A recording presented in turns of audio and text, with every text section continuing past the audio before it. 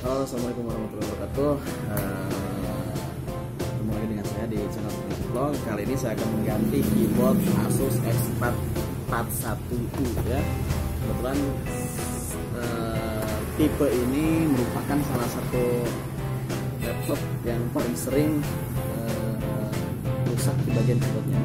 Jadi kebetulan hari ini saya dapat servisan ganti keyboard Asus X441.